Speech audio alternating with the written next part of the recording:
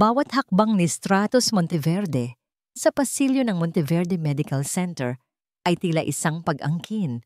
Ang amoy ng antiseptic, ang mahinang ugong ng mga makina, ang mga abalang nurse.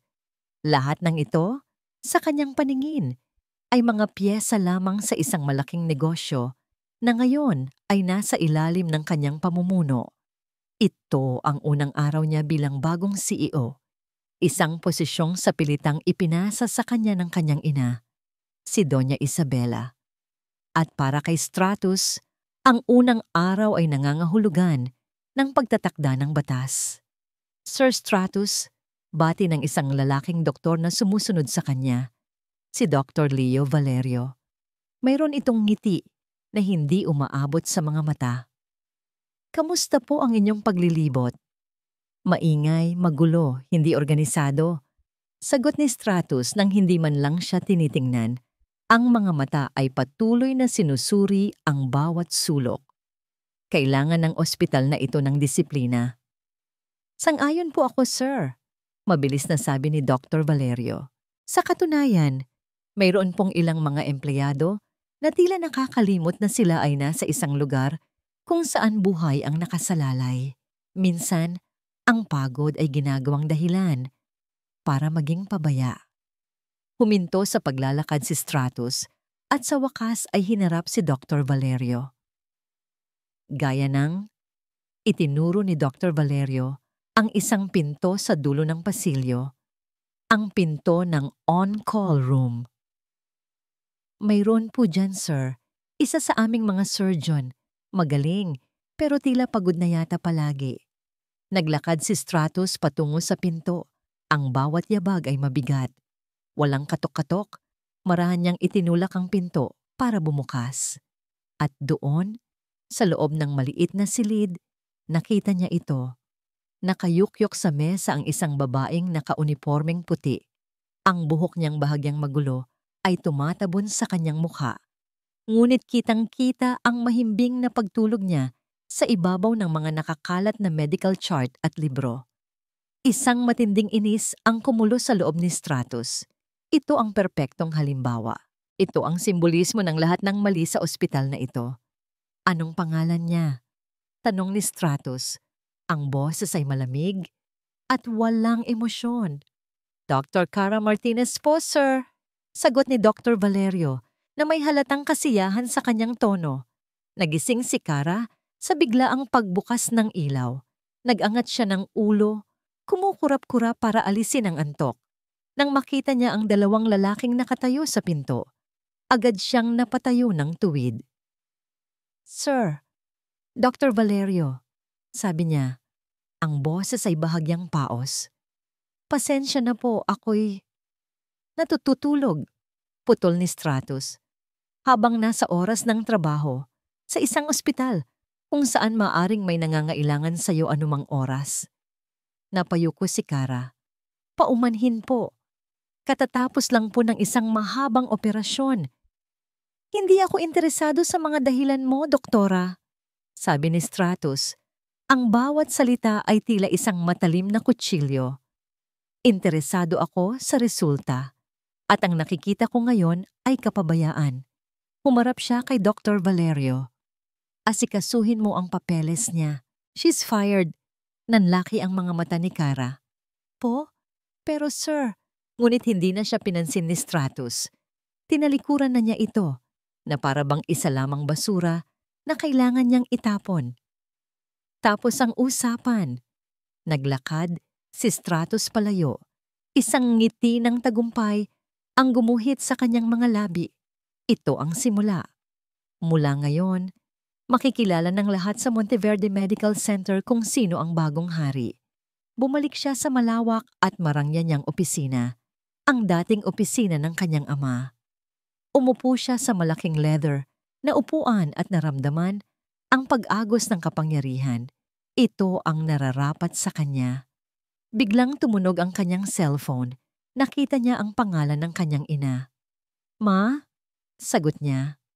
Stratos, anak. Boses ni Doña Isabela ang nasa kabilang linya. Puno ng hindi maipaliwanag na saya at ginhawa. Gising na ang papa mo. Nalagpasan na niya ang panganib. Napangiti si Stratus. That's great news, ma. Oo, anak. At lahat ng ito ay dahil sa isang napakagaling na surgeon. Isang anghel. Hindi ko alam kung ano ang gagawin namin kung wala siya. 36 hours, Stratus. Ganoon katagal ang operasyon. Hindi niya iniwan ang papa mo. Habang nagsasalita ang kanyang ina, kinuha ni Stratus ang isang folder na iniwan ni Dr. Valerio sa kanyang mesa kanina. Ito ang termination paper ni Dr. Martinez. Kinuha niya ang kanyang mamahaling pluma. Talaga, ma? Sino ba yang surgeon na yan? Bigyan natin ng malaking bonus. Sabi ni Stratus habang nilalagdaan ang papel na tuluyan ng mag-aalis kay Kara sa ospital. Narinig niya ang boses ng kanyang ina na nagtatanong sa isang yaya sa kabilang linya. I want to meet her personally and thank her. Ano na nga ulit ang pangalan ng doktor na nagligtas sa asawa ko? Hawak ni Kara Martinez ang puting sobre na parang isa itong hatol ng kamatayan. Ang bigat nito ay hindi katumbas ng manipis na papel sa loob, kundi ng bigat ng kinabukasang bigla na lang ninakaw sa kanya. Binasa niya muli ang mga salitang nakalimbag sa ilalim ng opisyal na letterhead ng Monteverde Medical Center. Maikli, walang emosyon, parang pinal. Effective immediately. Your services at this hospital are no longer required. Isang malamig na sampal ang mga salitang yon. Hindi siya humikbi, hindi siya sumigaw. Napayuko lamang siya at naramdaman ang unti-unting pag-init ng kanyang mga mata. Isang butil ng luha ang pumatak sa kanyang kamay na nanginginig. Hindi para sa sarili niya ang luhang iyon. Para iyon kay Miguel. Ang pag-uwi sa kanilang maliit na apartment ay tila ang pinakamahabang paglalakbay sa buhay ni Kara. Bawat kanto, bawat pamilyar na tanawin ay nagpapaalala sa kanya ng kanyang kabiguan. Paano niya sasabihin ito sa kanyang pamilya? Paano niya ipapaliwanag na ang pag-asang inaasahan nila ay bigla na lang naglaho dahil sa isang iglap na pagod? Pagbukas niya ng pinto, naabutan niya ang kanyang bunsong kapatid na si Miguel na nakaupo sa sopa, nanonood ng telebisyon. Maputla ito at manipis ang katawan, ngunit sinubukan nitong ngumiti nang makita siya. Ate, bati nito. Ang boses ay mahina. Ang aga mo yata. Pagod ka na naman. Mabilis na pinunasan ni Kara ang kanyang pisngi. Bago ito makita ni Miguel, ngumiti siya pabalik. Isang nangiting pilit na nagtatago ng sanlibong pag-aalala. Hindi naman. Nag-power nap lang ako sa ospital, kaya maaga akong pinauwi. Pagsisinungaling niya. Kumain ka na ba ng gamot mo? Tumango si Miguel. Opo. Ate, malapit na ba yung schedule ng operasyon ko? Naramdaman ni Kara na tila may bumara sa kanyang lalamunan. Lumuhod siya sa harap ni Miguel at hinawakan ang mga kamay nito. Malapit na, bunso. Huwag kang mag-alala. Gagawan ni ate ng paraan ang lahat. Ngunit sa kanyang isip, ang tanong ay sumisigaw. Paano? Samantala, pabalik sa Monteverde Medical Center, ang desisyon ni Stratus ay nagsisimula nang maghasik ng lagim. Isang malaking karambola ng mga sasakyan sa highway ang nagdulot ng biglaang pagdagsa ng mga pasyenteng kritikal ang kondisyon. Ang emergency room ay naging isang larangan ng digmaan. Code Blue! Code Blue! Operating Room 3? Sigaw ng isang nurse. Sa loob ng OR3, si Dr. Leo Valerio ay nakatayo sa ibabaw ng isang pasyenteng may malubhang pinsala sa dibdib. Namuo ang pawis sa kanyang noo habang tinitingnan ang monitor ng vitals na pabago-bago. Suction! More suction! Utos niya, ang boses ay may bahid ng pag-aalinlangan. Nako, dumudugo po lalo, Doc, sabi ng isang nurse na may takot sa boses. Sa labas ng operating room, nagbubulungan na ang ibang mga staff. Nasaan si Dr. Martinez? Siya lang ang kayang humawak ng ganitong kaso. Kung nandito lang si Dr. Martinez, kanina pa naagapan yan. Hala, hindi mo ba alam? Narinig ko. Tinanggal daw ng bagong CEO. Nakita raw na natutulog. Ano? Dahil lang doon? Ang bulungan ay naging isang malakas na ugong ng kaguluhan. Isang apoy na hindi kayang patayin ng anumang utos. Sa kabilang dako ng ospital, si Doña Isabela ay masayang kausap ang doktor na nag-aalaga sa kanyang asawa. Nang matapos, naglakad siya patungo sa opisina ng kanyang anak. May ngiti sa kanyang mga labi. Hindi ito kumatok. Dire-diretso siyang pumasok sa malawak na opisina. Stratus, sabi niya. Nakausap ko na ang doktor.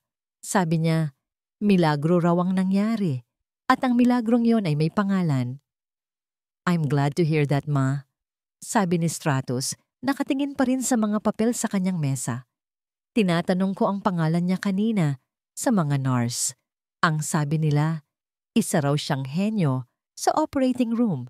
Tahimik lang pero kapag hawak na niya ang scalpel, nagiging isang artista. Lumapit si Doña Isabela sa mesa ng anak. Ang pangalan niya ay Dr. Cara Martinez, ang doktor na nagligtas sa buhay ng ama mo. Parang binuhusan ng nagyayelong tubig si Stratus. Dahan-dahan niyang iniangat ang kanyang ulo mula sa mga papel. Ang kanyang mga mata ay nanlalaki sa pagkabigla. Ang pluma na hawak niya ay nahulog mula sa kanyang mga daliri. Ano? Ma? Tumingin si Doña Isabela sa anak. Ang kanyang mga mata ay naniningkit na ngayon. Anong nangyari, Stratus? Nakita ko ang mga nurse na nag-uusap sa labas. Meron kang ginawa, hindi ba? Hindi makasagot si Stratus. Ang imahe ng babaeng natutulog sa mesa at ang imahe ng anghel na inilarawan ng kanyang ina ay nagbanggaan sa kanyang isipan. Stratus Monteverde, tumaas ang boses ng Donya. Sabihin mo sa akin ang totoo. I fired her, Ma. Halos pabulong na, sabi ni Stratus. Isang matunog na sampal ang dumapo sa pisngi ni Stratus. Walang iya ka. Hanapin mo siya. Ibalik mo siya dito. Kung hindi, Stratus, isusumpa ko. Hindi mo na ako makikita pang muli. Nang biglang tumunog ang telepono sa mesa ni Stratus, nanginginig niyang sinagot ito. Director Monteverde, sabi ng boses sa kabilang linya, puno ng pag-aalala. Kailangan po kayo sa OR3. Nagkaroon po ng malaking komplikasyon sa operasyon ni Dr. Valerio. Bago pa man makasagot si Stratus, ang tanging narinig niya ay isang nakakatarandang sigaw mula sa kabilang linya. Ang matunog na sampal ng kanyang ina ay mas matindi pa sa sigaw na narinig niya mula sa telepono. Naiwan si Stratus na tulala sa gitna ng kanyang opisina. Ang pisngi ay namumula at nag-iinit. Ang isip ay gulong-gulo. Ano pang tinatayo-tayo mo dyan? Sigaw ni Doña Isabela, ang mga matay nag-aapoy sa galit. Ang ospital na ito ay guguho dahil sa kayabangan mo. Ang ama mo ay maaaring namatay kung hindi dahil sa babaeng iyon na tinapakan mo lang ang pagkatao. Hindi makakibo si Stratus. Walang salitang kayang ipagtanggol ang kanyang ginawa. Hindi ko alam kung paano mo gagawin. Patuloy ng kanyang ina. Ang boses ay nanginginig na ngayon sa pigil na emosyon. Luhuran mo siya kung kinakailangan. Halikan mo ang mga paa niya.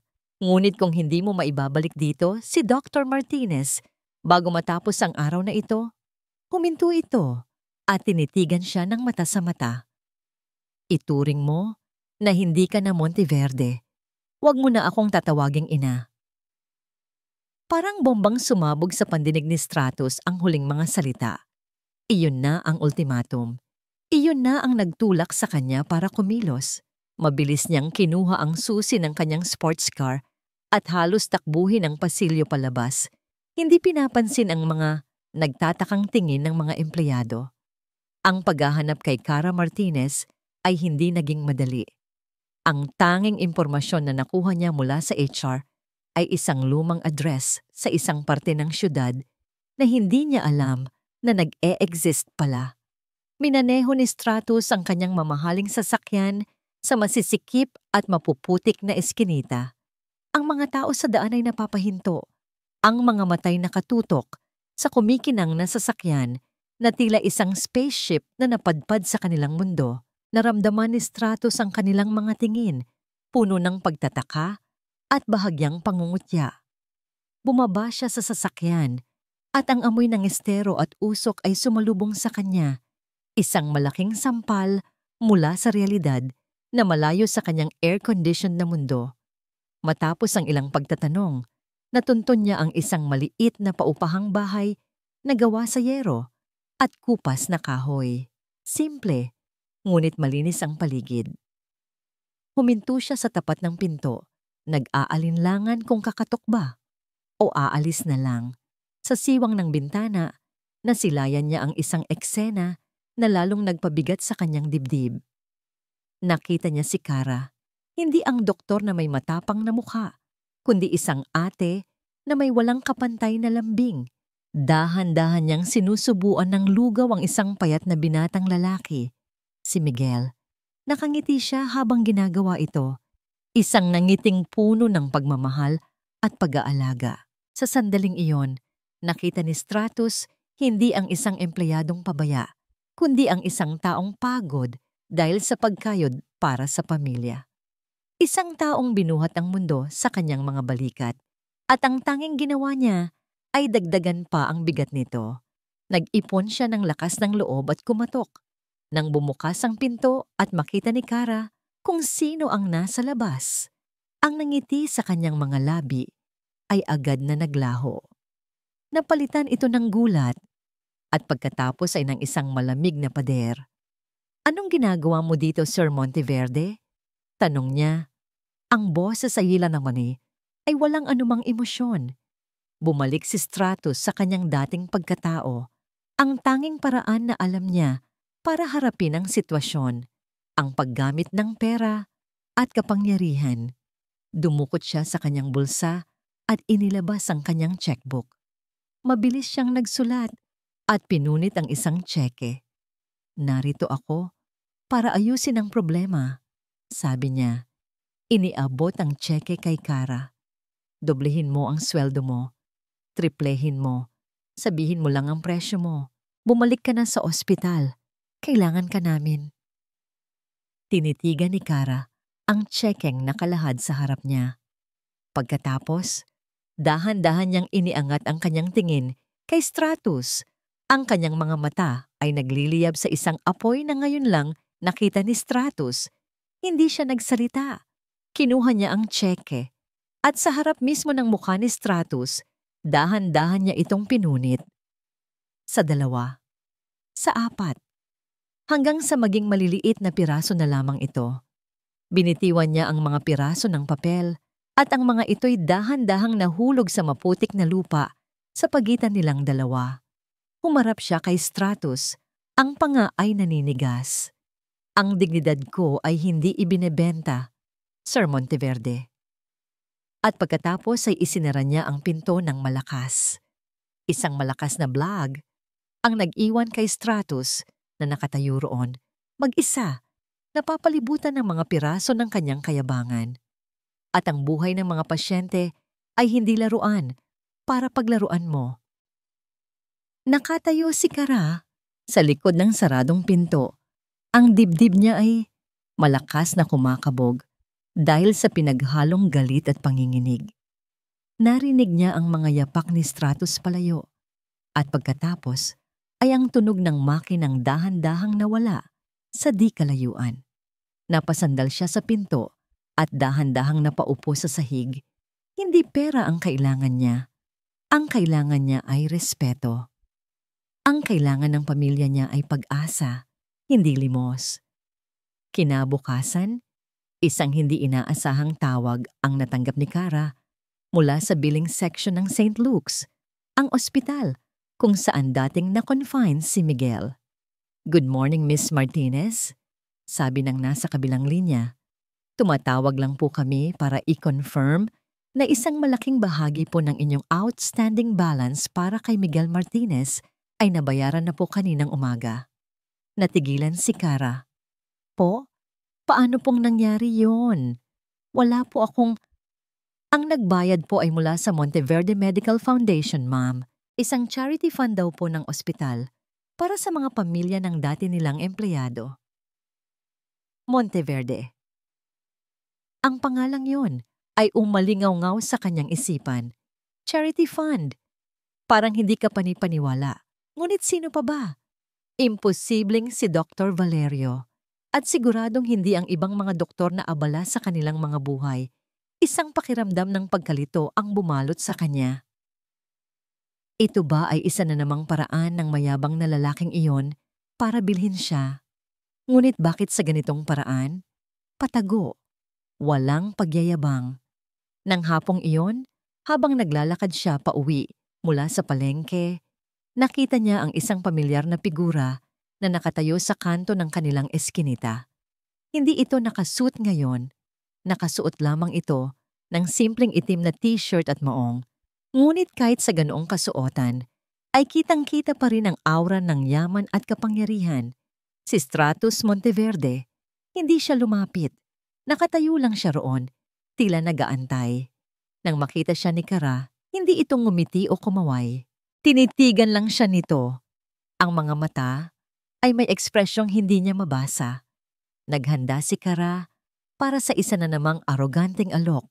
Ngunit sa halip na checkbook, ang iniabot ni Stratus sa kanya ay 2 paper cup. Kape, sabi ni Stratus. Ang boses ay mahina at walang bahid ng pag-uutos. Mainit pa. Nag-alinlangan si Kara, ngunit nakita niya ang sinseridad sa mga mata nito. Kinuha niya ang isang tasa. Hindi ko alam kung paano ka magkape. Pagpapatuloy ni Stratus, kaya bumili ako ng black at isa na may cream at asukal. Pumili ka na lang. Napatingin si Kara sa 2 tasa. Isang simpleng gesture, ngunit para sa isang taong sanay sa utos at pera, ito ay isang malaking hakbang. Salamat, mahinang sabi ni Kara. Pinili ang kapeng itim. Sumandal si Stratus sa pader, humigop sa sarili niyang kape. Tungkol sa bayad sa ospital, hindi iyon panunuhol. Iyon ay tulong na dapat ay matagal nang ibinigay ng foundation sa mga empleyado nito. Bakit mo ginagawa to, Mr. Monteverde? Tanong ni Kara, diretsong nakatingin sa kanya. Stratus na lang, sabi nito. At ginagawa ko to dahil tanga ako. Nagulat si Kara sa pag-amin. Naging mayabang ako, naging mapanghusga, at mali ako. Patuloy ni Stratus, ang tingin ay nasa malayo. Hindi ko hinihiling na bumalik ka dahil sa utos ng nanay ko o dahil kailangan ka ng ospital.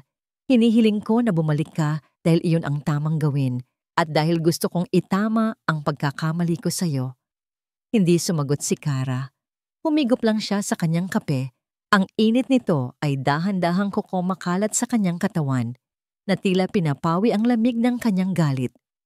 Hindi pa rin ako babalik, sabi niya sa wakas. Tumango si Stratus, tila inaasahan na ang sagot. Okay lang. Naglakad na si Kara palayo, ngunit bago siya makaliko, nagsalita muli si Stratus. Hindi ako susuko, Doc. Napatigil si Kara. Babalik ako dito araw-araw. Magdadala ako ng kape araw-araw, sabi ni Stratus. Ang boses ay mas matatag na ngayon, hanggang sa maniwala ka na nagsisisi talaga ako. Hindi lumingon si Kara. Nagpatuloy siya sa paglalakad. Ngunit sa pagkakataong ito, isang maliit, halos hindi mahahalata, na ngiti ang sumilay sa kanyang mga labi bago niya ito mabilis na itinago. 3 araw. 3 araw na sunod-sunod na lumitaw si Stratus Monteverde sa kanto ng eskinita ni Kara. Laging may dalang 2 tasa ng kape. Hindi na siya nangungulit. Hinihintay lang niya si Kara, ibinibigay ang kape, at kung minsan ay nagkakaroon sila ng ilang minutong tahimik na pag-uusap bago ito umalis. Sa ika-4 na araw, si Kara na ang unang nagsalita. Ang gulo-gulo pa rin sa ospital, hindi ba? Tanong niya habang hawak ang mainit na tasa. Mapait na ngumiti si Stratus. Mas malala pa sa gulo. Isang pasyente ang muntik nang mawala. Si Dr. Valerio, hindi niya kaya. Natahimik si Kara. Naisip niya ang mga pasyenteng naiwan niya, ang mga buhay na maaaring nasa panganib dahil sa pride niya at sa kayabangan ng lalaking nasa harap niya. Sige, biglang sabi ni Kara. Natigilan si Stratus. Anong sige? Babalik ako, sabi ni Kara. Tinitigan siya ng diretso. Pero sa isang kondisyon, nagliwanag ang mukha ni Stratus. Kahit ano, sabihin mo lang. 1 linggong kontrata lang muna, para lang ayusin ang mga naiwang kaso, paliwanag ni Kara. At sa unang araw ko, bukas, ikaw ang magiging assistant ko. Nawala ang nangiti ni Stratus. Ano? Ako? Pero CEO ako ng ospital. Eksakto, sabi ni Kara. May bahid ng hamon sa kanyang boses. Gusto kong makita mo. Gusto kong maintindihan mo kung ano talaga ang trabahong hinusgahan mo. Kung hindi mo kaya, kalimutan na lang natin to. Isang mahabang katahimikan ang namagitan sa kanila. Nakita ni Kara ang pagtatalo sa loob ni Stratus, ang pride laban sa desperasyon. Sa huli, huminga ito ng malalim. Okay, payag ako. Kinabukasan, ang buong Monteverde Medical Center ay nagulantang. Ang balita ay kumalat na parang apoy. Si Dr. Kara Martinez ay nagbalik. At ang mas nakakagulat pa, ang CEO na si Stratus Monteverde ay nakasunod sa kanya saan man siya magpunta. Suot ang isang malaking lab gown at tinutulak ang isang cart ng mga medical supplies. Doktora, saan ko po ito ilalagay? Tanong ni Stratus na halatang hirap na hirap sa pagtulak ng cart. Sa tabi ng kama ng pasyente, Mr. Monteverde. At pakibilisan, baka maunahan ka pa ng pagong. Sagot ni Kara nang hindi siya tinitingnan, abala sa pagbasa ng isang chart. Narinig ni Stratus ang hagik-gikan ng mga nurse sa paligid. Pakiramdam niya ay isa siyang payaso sa sirko. Ngunit sa bawat oras na lumilipas, ang kanyang inis ay napapalitan ng paghanga. Nakita niya kung paano kausapin ni Kara ang mga pasyente. May lambing at respeto. Nakita niya kung paano niya turuan ang mga residenteng doktor. May pasensya at talino. At sa isang emergency, nasaksihan niya ang isang bagay na hinding-hindi niya malilimutan. Isang batang lalaki ang isinugod sa ear. Hirap na hirap huminga. Sa loob ng ilang segundo, ang buong team ay nagkagulo. Ngunit si Kara, sa gitna ng lahat, ay nanatiling kalmado. Parang huminto ang oras. Ang kanyang mga utos ay malinaw at mabilis. Ang kanyang mga kamay ay hindi nanginginig. Sa loob ng ilang minuto, nagawa niyang i-stabilize ang bata. Nakatayo lang si Stratus sa isang sulok, hindi makapaniwala sa kanyang nakikita. Ito ang babaeng tinawag niyang pabaya. Sa kabilang dako ng ear, nakatayo si Dr. Leo Valerio. Nakita niya ang lahat. Nakita niya ang pagbabalik ni Kara. Nakita niya ang paghanga sa mga mata ni Stratus habang pinapanood nito ang doktora.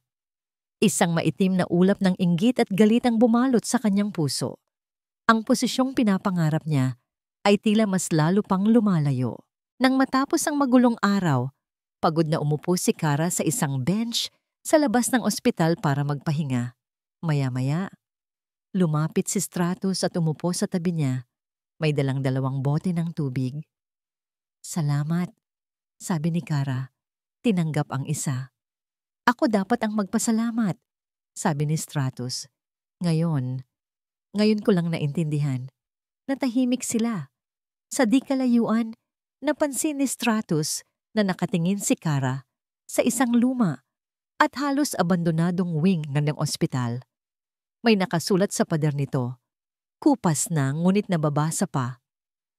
Antonio Martinez Wing. Sino si Antonio Martinez? Tanong ni Stratus sa isang matandang nurse na napadaan. Ang mukha ng nurse ay biglang nagbago. Tumingin ito kay Stratus na may halong lungkot at pag-iingat. Isang mahabang kwento, sir, sabi ng nurse. At isang malungkot na kwento. Siya ang isa sa pinakamagagaling na surgeon na nagkaroon ng ospital na ito. Bago ang lahat. Umalis ang nurse.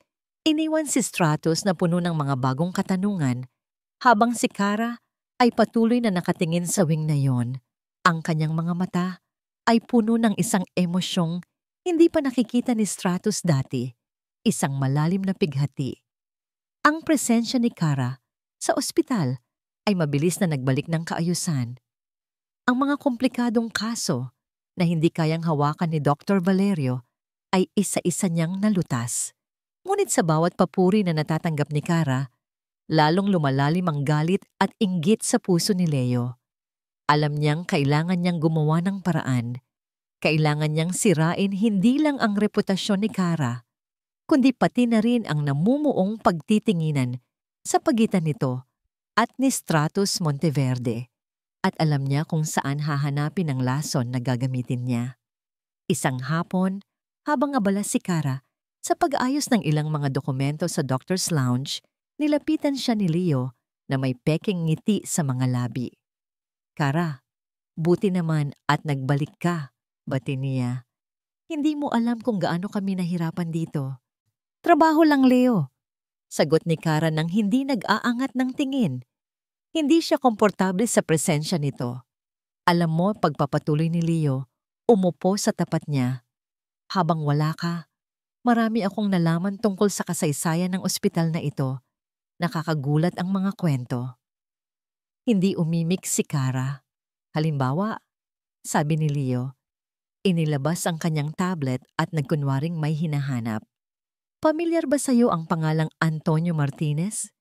Sa pagkarinig ng pangalan ng kanyang ama, agad na napahinto si Kara sa kanyang ginagawa. Dahan-dahan siyang nag-angat ng tingin kay Leo. Bakit mo siya natanong? Tanong ni Kara. Ang boses ay biglang nanlamig. Wala naman. Na-curious lang ako sa Antonio Martinez wing, sabi ni Leo. Kaya nag-research ako at ito ang nakita ko. Iniharap ni Leo ang screen ng tablet kay Kara. Nakabukas dito ang isang lumang online news article. Ang headline ay malaki at malinaw. Kilalang surgeon ng Monteverde Medical, sinibak dahil sa malubhang kapabayaan. Nakatitig si Kara sa mga salita. Ang kanyang puso ay nagsimulang tumibok ng napakabilis. Sa ilalim ng headline ay isang luma at medyo malabong litrato ng kanyang ama noong ito ay mas bata pa. Papalabas ng ospital, ang muka ay blanko. Binasa niya ang mga unang linya ng artikulo. Dr. Antonio Martinez, dating chief of surgery, ay tinanggal sa serbisyo matapos mapatunayang nagkaroon ng malaking pagkakamali sa isang operasyon na naging sanhi ng pagkasawi ng isang kilalang pasyente. Parang may humaplos na malamig na kamay sa batok ni Kara. Bumalik sa kanyang isipan ang mga pira-pirasong alaala mula sa kanyang pagkabata. Flashback. Nakikita niya ang kanyang ama, isang masayahin at palangiting tao na bigla na lang naging tahimik at laging nakakulong sa kwarto. Naririnig niya ang mahihinang pag-iyak ng kanyang ina tuwing gabi. Nararamdaman niya ang bigat sa kanilang tahanan, isang kalungkutan na hindi niya maintindihan noon. Pasensya na, sabi ni Leo. Ang boses ay puno ng pekeng awa. Hindi ko sinasadyang ipakita yan sa'yo. Nagulat lang talaga ako. Hindi ko akalain na ang ama pala ng pinakamagaling nating surgeon ay may ganitong nakaraan. Nanginginig na tumayo si Kara, hindi makapagsalita. Ang mga mata niya ay nakapako pa rin sa screen. Kapabayaan. Pagkakamali. Ang mga salitang yon ay paulit-ulit na umikot sa kanyang isipan. Ito ba ang dahilan? Ito ba ang sikretong pilit na ibinaon ng kanyang mga magulang? Sa kabilang dako, masayang naglalakad si Stratos papunta sa Doctor's Lounge. May dalang 2 tasa ng kape, gaya ng kanyang nakasanayan. Ngunit pagdating niya roon, nakita niya si Kara na nagmamadaling lumabas. Ang muka ay maputla at ang mga mata ay tila naguguluhan. Kara, tawag niya. Lumingon ito sa kanya. Ngunit ang tingin nito ay blanko, na para bang hindi siya nakikita. Ang init na nagsisimula nang mamuo sa pagitan nila ay biglang nawala, napalitan ng isang pader ng yelo. May problema ba? Tanong ni Stratus, lumapit. Umiling lang si Kara at nagpatuloy sa paglalakad palayo. Iniwan si Stratus na nakatayo roon, nagtataka at nag-aalala. Pag-uwi ni Kara sa kanilang bahay, naabutan niya ang kanyang ina na naghahanda ng hapunan.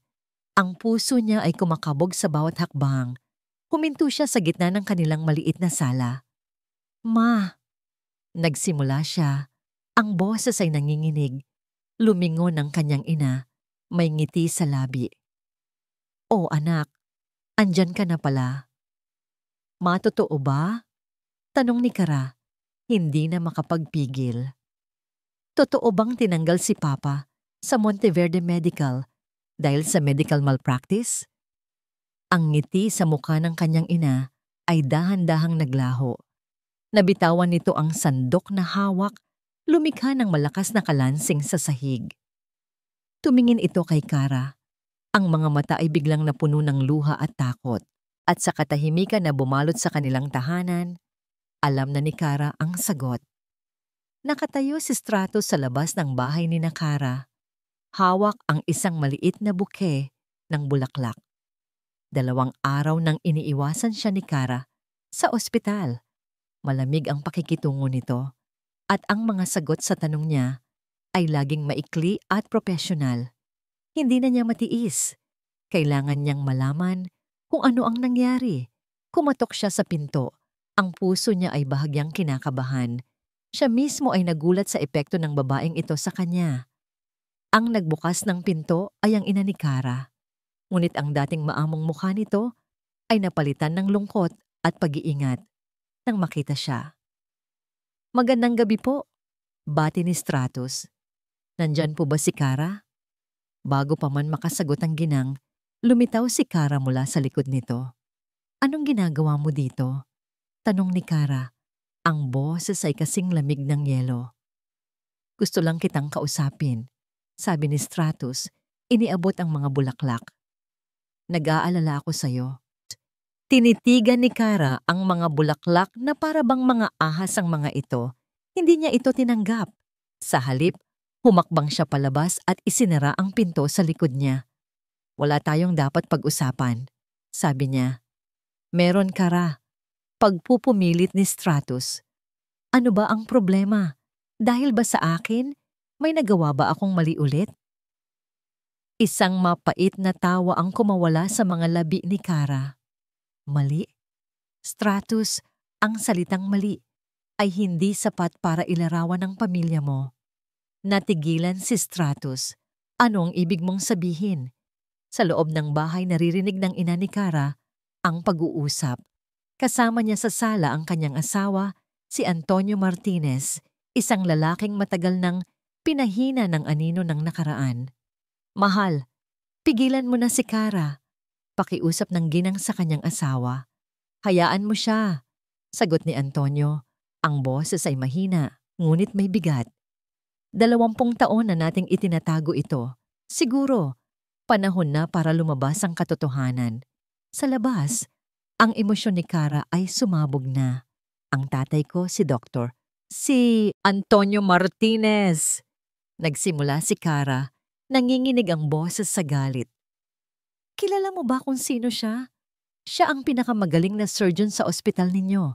Ang pangalan niya ay nakaukit pa nga sa isang wing doon. Pero tinanggal niyo siya. Ipinahiya. Sinira niyo ang buhay niya." "Teka, nabasa ko ang tungkol dyan," sabi ni Stratus, naguguluhan. "Isang pagkakamali daw sa operasyon." "Kasalanan!" sigaw ni Kara. At sa pagkakataong yon, isang butil ng luha ang pumatak mula sa kanyang mata. "Iyon ang ipinaniwala ninyo sa buong mundo, pero hindi iyon ang totoo." Huminga siya ng malalim, tila nag-iipon ng lakas. "Ang totoong nangyari," patuloy ni Kara, ang bawat salita ay puno ng lason, "ay may isang operasyon na naging komplikado. Isang makapangyarihang pasyente, 2 surgeon sa loob ng kwarto, ang tatay ko at ang isa pa. Isang batang surgeon na mayabang, pero kulang sa karanasan. Nagkamali ang batang surgeon. Isang malaking pagkakamali. Ngunit, dahil ang batang surgeon na yon ay mayaman at makapangyarihan ng pamilya, kailangan ng isang taong pagbibintangan. Nanlaki ang mga mata ni Stratus habang unti-unti niyang pinagsasama-sama ang mga piraso ng kwento. At ang batang surgeon na yon, sabi ni Kara, tinuro ang dibdib ni Stratus na para bang isang kutsilyo. Ay walang iba kundi ang ama mo, si Don Ricardo Monteverde. Parang isang malakas na sampal ang naramdaman ni Stratus. Hindi. Imposible. Itinigil ng ama mo ang investigasyon. Ginamit niya ang kanyang pera at impluwensya para pagtakpan ang kanyang pagkakamali. At ang tatay ko, na tumangging magsinungaling para sa kanya, ang ginawa niyang scapegoat. Tinanggalan niyo siya ng lisensya, ng dignidad, ng buhay. Dahil sa kasalanan ng tatay mo, nawala sa tatay ko ang lahat. Binitiwan ni Stratus ang mga bulaklak. Ang mga ito ay bumagsak sa lupa. Ang kanilang mga talulot ay nayurakan sa pagitan ng kanilang mga paa. Nakatitig lang siya kay Kara, hindi makapaniwala, hindi makapagsalita. Akala ko iba ka, sabi ni Kara. Ang boses ay basag na ngayon sa pag-iyak. Akala ko nagsisisi ka talaga, pero pare-pareho lang pala kayo. Ang pamilya ninyo, sanay manakit ng iba para sa sarili ninyong kapakanan. Lumapit si Kara, ang mukha ay 1 pulgada na lang ang layo mula sa kanya. Kinuha na ng pamilya mo ang karangalan ng ama ko. Bulong niya, ang hininga ay puno ng sakit at puot. Ano naman ngayon ang kukunin mo? Ang puso ko? Tumalikod si Kara. Umalis ka na at huwag ka nang babalik. Pumasok siya sa loob at isinara ang pinto. Iniwan si Stratus Monteverde na nakatayo sa dilim. Nag-iisa. Binasag ng isang katotohanang hindi niya alam na umiiral. Hindi alam ni Stratus kung paano siya nakauwi. Ang kanyang sports car ay tila gumalaw ng kusa sa mga kalsada ng syudad, habang ang kanyang isipan ay nanatiling nakapako sa eskinita sa mga salitang binitiwan ni Kara na tumusok sa bawat himaymay ng kanyang pagkatao. Ang ama mo, si Don Ricardo Monteverde. Ang pagmamaneho niya ay walang direksyon. Napadpad siya sa isang high-end na bar kung saan dati siyang hari. Ngunit ngayong gabi, ang malakas na tugtugin at ang mga kumikinang na ilaw ay hindi makapawi sa dilim na bumabalot sa kanyang kaluluwa. Umorder siya ng isang bote ng pinakamahal na alak. Ngunit ang bawat lagok ay tila laso na lalong nagpapabigat sa kanyang dibdib. Ang mga salita ni Kara ay umuulit-ulit sa kanyang isipan na parang sirang plaka. Ang galit, ang sakit, ang pagkasuklam sa kanyang mga mata. At sa ilalim ng lahat ng iyon, ang durog na puso ng isang babaeng nagsimula na siyang pagkatiwalaan. Iniwan niya ang halos hindi nabawasang bote at nagmaneho pa uwi. Ang mansyon ng mga Monteverde ay tahimik at madilim, ngunit alam niyang gising pa ang isang tao. Nakita niya ang kanyang ina, si Doña Isabela, na nakaupo sa sala sa dilim na tila hinihintay siya. May isang baso ng brandy sa mesang nasa harap nito. Ma, sabi ni Stratus, ang boses ay paos. Hindi sumagot ang kanyang ina. Itinuro lang nito ang upuan sa tapat niya. Umupo si Stratus. Pakiramdam niya ay isa siyang batang nagkasala na haharap sa kanyang sentensya. Nakausap mo siya? Tanong ni Doña Isabela. Tumango si Stratus. At sinabi niya sa iyo ang lahat. Hindi iyon tanong. Isa yung pag-amin. Tumingin si Stratus sa kanyang ina. Ang mga mata ay naghahanap ng kasagutan ng kahit anong pahiwatig na hindi totoo ang lahat. Ma, sabihin mo sa akin. Hindi totoo. Di ba? Hindi ganoong klase ng tao si Papa. Isang mahabang katahimikan ang namayani. Kinuha ni Doña Isabela ang kanyang baso at uminom. Ang ama mo. Nagsimula siya. Ang boses ay pagod at puno ng pighati. Ay isang mabuting tao, Stratus. Ngunit siya ay isang taong takot magkamali. Takot na masira ang pangalang Monteverde. Nang mangyari ang insidenteng iyon, natakot siya. Nagpadala siya sa takot. Kinumpirma ng bawat salita ng kanyang ina ang bangungot. Bakit ma? Tanong ni Stratus. Ang boses ay basag na. Bakit ninyo hinayaan? Bakit ninyo sinira ang buhay ng isang inosenteng tao? Dahil mahal ko ang ama mo. Sagot ni Doña Isabela. Ang mga luha ay nagsimula nang mamuo sa kanyang mga mata. At dahil gusto kong protektahan ang pamilyang ito, ang kinabukasan mo, akala ko sa paglipas ng panahon, makakalimutan na ang lahat. Nakalimutan? Mapait na tumawa si Stratus. Hindi nila nakalimutan, ma. Nagtiis sila, nagdusa sila, araw-araw. At ako ang nagbalik ng lahat ng sakit na yon sa kanila. Tumayo si Stratus. Pakiramdam niya ay masusuka siya. Ang lahat ng pinaghirapan niya sa mga nakalipas na araw. Ang pagpapakumbaba, ang paghingi ng tawad, ang unti-unting pagtatayo ng tulay, papunta kay Kara. Lahat ay gumuho, nawalan ng saysay. Hindi lang pala ang sarili niyang kasalanan ang kailangan niyang pagbayaran, kundi pati ang kasalanan ng kanyang ama. Isang kasalanang napakabigat na tila imposibleng mapatawad.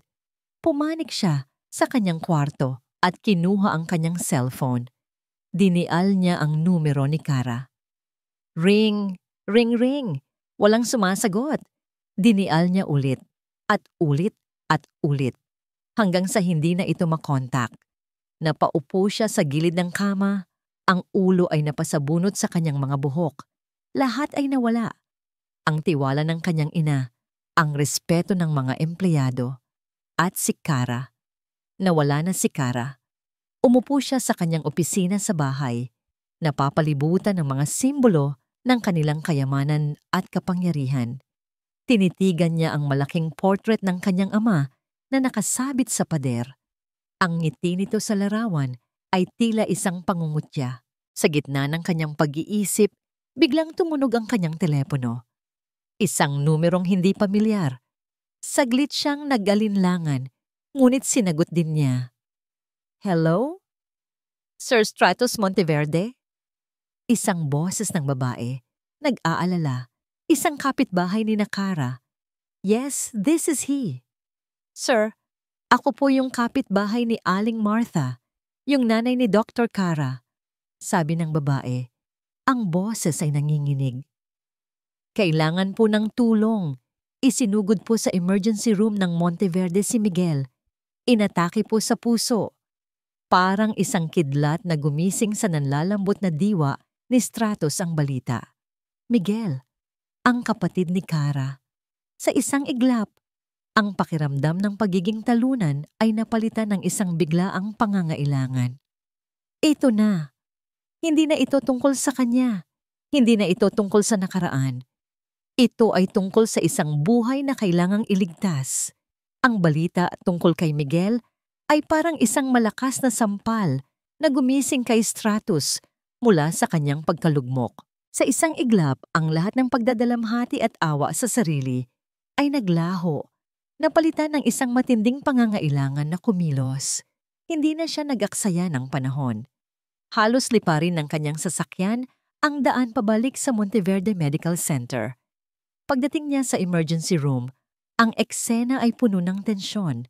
Nakita niya si Kara at ang ina nito sa isang sulok, magkayakap, parehong umiiyak. Si Dr. Leo Valerio naman ay nagbibigay ng mga utos sa mga nurse, ngunit kitang-kita sa mukha nito ang pag-aalinlangan at takot. Hindi lumapit si Stratus kay Kara. Alam niyang hindi iyon ang tamang oras. Sa halip, lumapit siya sa head nurse. Anong status? Tanong niya. Ang boses ay kalmado, ngunit may bigat ng awtoridad. Severe cardiac arrest, Director. Sagot ng nurse.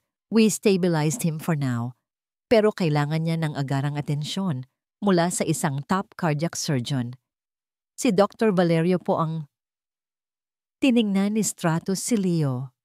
Nakita niya ang pamumuo ng pawis sa noo nito. Alam niya. Alam? Hindi nito kaya. Get him the best room, the best equipment. Walang titingnan na gastos. Utos ni Stratos sa nurse. Pagkatapos ay bumaling siya sa kanyang personal assistant na kasunod lang niya. Hanapin mo ang pinakamagaling na cardiac surgeon sa buong Pilipinas, kahit sino, kahit magkano. Dalhin mo dito ngayon. Pagkatapos ibigay ang mga utos, bumaling ang atensyon ni Stratos sa isang bagay na mas mahalaga. Hindi ito tungkol sa pag-aayos ng kasalukuyan, kundi sa pagtutuwid ng nakaraan. Bumalik siya sa kanyang opisina. Ang isip ay gumagana ng napakabilis. Hindi na siya ang mayabang na tagapagmana. Siya na ngayon ang isang lalaking may misyon. Alexa, tawag niya sa kanyang pinagkakatiwalaang executive assistant sa telepono. Kailangan ko ng pabor, isang malaking pabor. Anything, sir, sagot ni Alexa. Gusto kong halongkatin mo ang lahat ng files ng ospital mula 20 years ago. Lahat ng records, lalo na ang tungkol sa surgery case ni Don Ricardo Monteverde at ang termination case ni Dr. Antonio Martinez. I need every single document, kahit ang mga nakatago sa pinakasulok-sulukan ng bodega. Masusunod po, sir? Isa pa, dagdag ni Stratos. Mayroon bang paraan para makapag-install tayo ng high-definition audio and video recording system sa operating rooms? Lalo na sa OR1. Kailangan ko nito for quality control purposes. Habang nagtatrabaho si Alexa, si Stratos naman ay naghahanap ng ibang paraan. Naalala niya ang matandang nurse na nakausap niya noon. Hinanap niya ito sa buong ospital. Natagpuan niya ito sa pantry, nagkakape, malapit nang matapos ang shift. Nurse Martha, tawag ni Stratos. Nagulat ang nurse, Director Monteverde. May I have a word? Umupo si Stratos sa tapat ng nurse.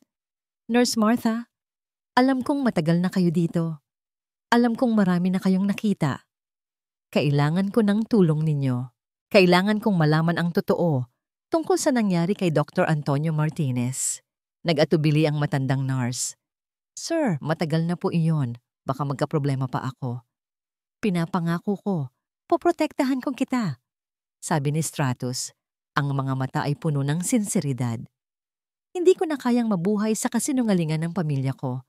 Please, tulungan mo akong itama ang lahat. Nakita ng nurse ang pagbabago kay Stratos. Ang dating kayabangan ay napalitan ng determinasyon at pagsisisi. Huminga ito ng malalim. Hindi ako ang personal na nandoon sa loob ng OR. Kikimam mo OR, pagsisimula ng nurse. Pero ang best friend ko, si Nurse Elena, siya ang scrub nurse sa operasyong yon. Bago siya mag-migrate sa Canada, marami siyang naikwento sa akin. Ang sabi niya, kitang-kita raw niya kung kaninong kamay ang nagkamali. Gabi na nang bumalik si Alexa sa opisina ni Stratos, dala ang isang luma at maalikabok na kahon. Sir, ito na po ang nahanap ko, sabi ni Alexa. Karamihan po ay mga ordinaryong dokumento lang, pero may isa pong kakaiba. Inilabas ni Alexa ang isang lumang logbook. Sa isang pahina, nakasulat ang orihinal na report ng insidente. Nakalista ang lahat ng mga taong nasa loob ng operating room. Nakapirma si Dr. Antonio Martinez. Nakapirma si Don Ricardo Monteverde. At sa pinakababa may isa pang pirma. Ang pirma ng head nurse ng OR noon. Isang pirma na tinakpan ng itim na tinta sa opisyal na report na inilabas ng ospital. Sir, sabi ni Alexa, according to this, may isa pang witness. Ang head nurse na nakapirma dito ay si Nurse Elena Santos, ang best friend ni Nurse Martha, na nasa Canada na ngayon. Isang piraso ng ebidensya, isang nawawalang testigo, Hawak ni Stratus ang logbook. Ang kanyang mga kamay ay nanginginig hindi sa galit, kundi sa pag-asa. Ito na ang simula. Ang bawat segundo sa waiting room ay parang isang walang katapusang parusa. Nakayakap si Kara sa kanyang ina. Ngunit kahit ang init nito ay hindi kayang pawiin ang lamig na gumagapang sa kanyang buong katawan.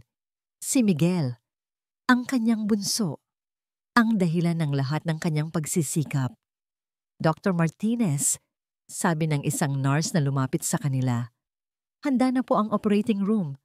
Pero nag-aalangan po si Dr. Valerio na simulan ng operasyon. Masyado raw pong delikado. Parang isang suntok sa sikmura ang narinig ni Kara. Nag-aalangan? Sa isang sitwasyon kung saan bawat minuto ay mahalaga? Tumayo siya. Ang mga mata ay nag-aapoy sa galit. Saan siya? Sa loob ng OR1, nakatayo si Dr. Leo Valerio sa harap ng monitor. Basang-basa ng pawis ang kanyang noo. Ang mga numero sa vitals monitor ni Miguel ay pabago-bago. Isang maling galaw lang, isang maling hiwa, at mawawala ang pasyente. Hindi niya kaya. Ang galing niya ay hanggang sa mga ordinaryong kaso lang. Ito ay para sa mga henyo. Para kay Kara. Hindi ko to kaya. Bulong niya sa sarili. Nanginginig ang mga kamay. POV, Stratus. Nasa observation room si Stratus sa itaas ng OR101 kasama ang ilang board members na ipinatawag niya para sa isang emergency quality review. Nakatutok ang mga mata niya sa monitor na nagpapakita ng live feed mula sa bagong install na camera sa loob ng operating room. Malinaw na malinaw ang bawat galaw, bawat bulong. Ginoo at ginang, sabi ni Stratus sa mga board members. Pinatawag ko kayo dito para masaksihan ang standard of care ng ating ospital. Nakita niya sa monitor ang pag-aalinlangan ni Leo. Ito na ang hinihintay niya. Hawak niya ang kanyang telepono, nanginginig. Alam niyang ito na ang huling barahan niya. Ang pinakamalaki at pinakadesperadong sugal sa kanyang buhay. Hinanap niya ang numero ni Kara. Isang ring, 2. Akala niya ay hindi na nito sasagutin. Hello? Boses ni Kara, basag at puno ng sakit. Huminga ng malalim si Stratus. Wala ng arogansya, wala ng pride. Tanging isang lalaking nagmamakaawa. Kara, sabi niya. Ang boses ay halos pabulong. Kailangan ka ni Miguel. Isang sandali ng katahimikan. Wala akong pakialam sa ospital niyo, sagot ni Kara. Alam ko, mabilis na sabi ni Stratus. Hindi ito para sa ospital. Hindi ito para sa akin. Huwag mo akong isipin. Huwag mo isipin ang pamilya ko. Si Miguel lang. Narinig niya ang isang hikbi sa kabilang linya. Si Dr. Valerio ang naka-assign. Natatakot siya. Kara, please, nagmamakaawa ako. Hindi bilang CEO, kundi bilang isang tao na nakikiusap sa'yo. Iligtas mo ang kapatid mo. POV, Kara. Ang mga salita ni Stratus ay tumagos sa pader ng galit na itinayo niya. Hindi na ito ang mayabang na si Stratus. Iba na ang boses niya. Puno ng pagsusumamo. Puno ng sakit. Iligtas mo ang kapatid mo. Bigla siyang natauhan. Ano ba ang ginagawa niya? Hinahayaan niyang kainin ng galit sa nakaraan ang kinabukasan ng kanyang kapatid. Binitiwan niya ang kanyang ina. Mababalikan ko po kayo. Tumakbo siya. Tumakbo siya na parang wala ng bukas. Bawat pasilyo, bawat kanto, ang tanging nasa isip niya ay si Miguel. Nang marating niya ang pinto ng OR Shandoan, hindi na siya kumatok. Itinulak niya ito ng malakas. Ang lahat ng tao sa loob ay napatingin sa kanya. Nakita niya si Leo na parang estatwang nakatayo. Walang magawa. Umalis ka dyan, sabi ni Kara. Ang boses ay kalmado, ngunit may bigat na parang bakal. Walang imik na tumabi si Leo. Lumapit si Kara sa operating table. Tiningnan niya ang kapatid. Pagkatapos ay ang monitor. Sa isang iglap, siya na ulit ang henyo. ang artista, ang surgeon, scalpel, POV, Stratus, sa observation room, lahat ay napahinto sa paghinga. Nakita nila ang pagdating ni Kara. Ang kanyang presensya ay agad na nagpabago sa buong silid. Mula sa kaguluhan, naging isang organisadong makina. Ngunit hindi pa tapos si Stratus. Habang nagsisimula si Kara, sinenyasan ni Stratus ang technician. Sa isang malaking screen sa tabi ng live feed, ipinalabas niya ang isang recorded video. Ito ang video ni Dr. Leo Valerio kanina. Noong nag-aalangan ito, "Hindi ko to kaya. Masyadong delikado. Bakit ba kasi ako ang isinalang dito? Kung nandito lang si Martinez, siya dapat ito. Kasalanan ito ng management." Ang boses ni Leo ay umaling-awngaw sa observation room. Ang mga board members ay napatingin sa isa't isa, hindi makapaniwala. "Ito, mga ginoo at ginang," sabi ni Stratus, "ang resulta ng sistema na pinabayaan natin. Isang sistema kung saan ang inggit at politika ay mas binibigyan ng halaga kaysa sa tunay na talento." Sa ibaba, sa loob ng OR, patuloy ang operasyon ni Kara. Ang kanyang mga kamay ay mabilis at sigurado. Ang bawat galaw ay perpekto. Makalipas ang 2 oras na puno ng tensyon, tumingin si Kara sa monitor. Ang mga numero ay stable na. Ang linya ay normal na. "Closing," mahinang sabi niya. Nakahinga ng maluwag ang lahat sa loob ng OR. Nang matapos ang lahat, pagod na nagtanggal ng gloves si Kara. Nang lumingon siya, nakita niya si Stratus na nakatayo sa may pinto. Hinihintay siya. Walang nagsalita. Dahan-dahang lumapit si Stratus. Wala siyang dalang bulaklak. Wala siyang dalang kape. Ang dala niya ay isang luma at manilaw-nilaw na folder. Iniabot niya ito kay Kara. "Ano to?" tanong niya. "Ang katotohanan," sagot ni Stratus. "Ang ebidensya na magpapalaya sa pamilya mo." Binuksan ni Kara ang folder.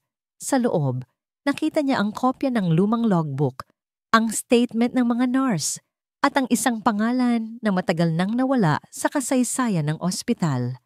Ang pangalan ng kanyang ama, malinis at walang bahid ng anumang kasalanan. Kinabukasan, isang press conference ang ipinatawag ni Stratus Monteverde sa mismong lobby ng ospital.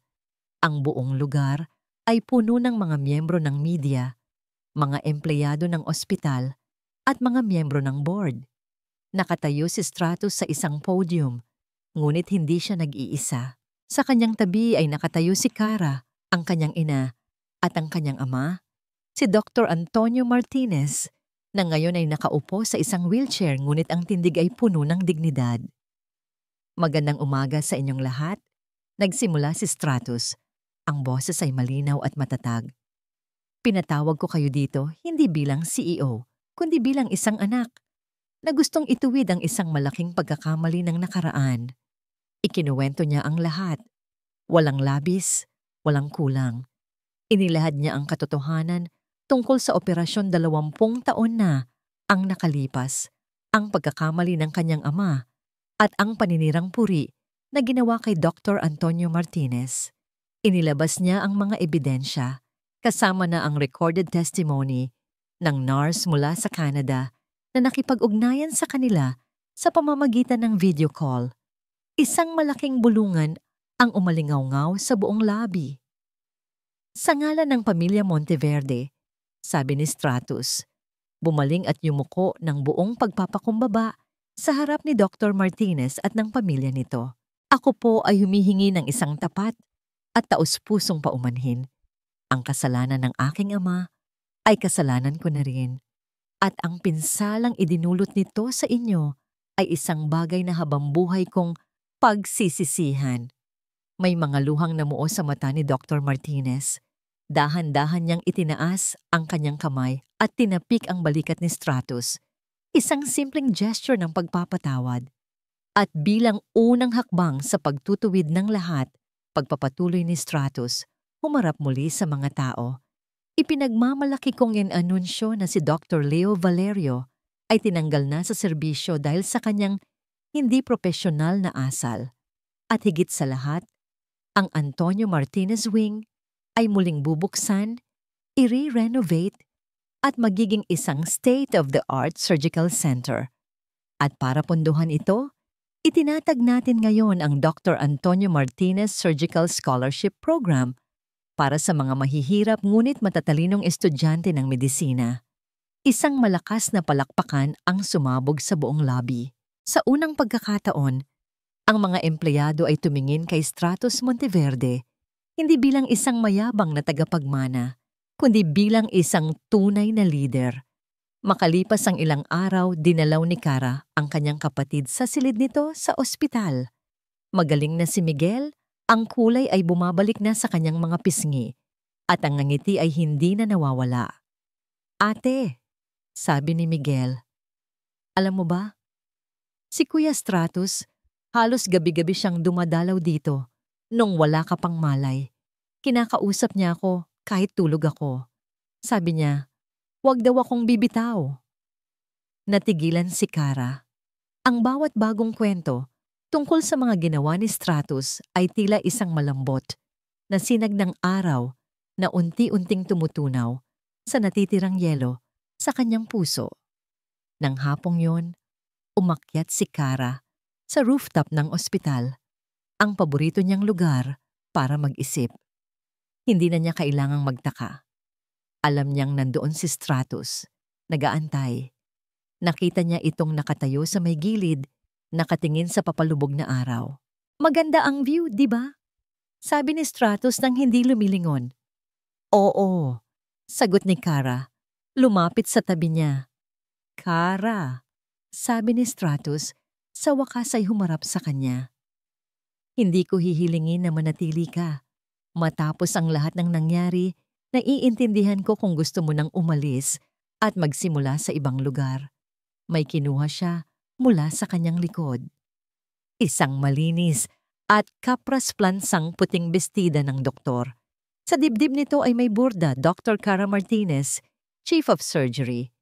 Pero gusto kong malaman mo, pagpapatuloy ni Stratos, na kung sakaling magpasya kang manatili, may isang lugar na laging nag-aantay para sa'yo dito. At isang taong mag-aantay sa'yo, gaano man katagal. Tinitigan ni Cara ang bestida.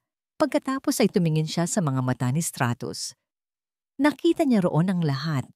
Ang pagsisisi, ang pagpapakumbaba, ang pag-asa at isang bagay na mas malalim pa. Dahan-dahan niyang kinuha ang bestida mula sa mga kamay ni Stratos. Hindi niya ito isinuot. Sa halip niyakap niya ito ng mahigpit. Tumingin siya kay Stratos at sa unang pagkakataon, isang tunay, walang halong lungkot. Nangiti ang sumilay sa kanyang mga labi. Isang ngiti na umabot hanggang sa kanyang mga mata. "Direktor Monteverde?" sabi niya. Ang boses ay may bahid ng pagbibiro. "Stratos." Pagtatama nito, napangiti rin. "Stratos," ulit ni Cara.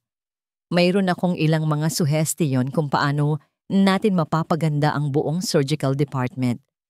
Ang nangiti ni Stratos ay lalong lumawak. "I'm listening, Dr. Martinez. Nakikinig ako."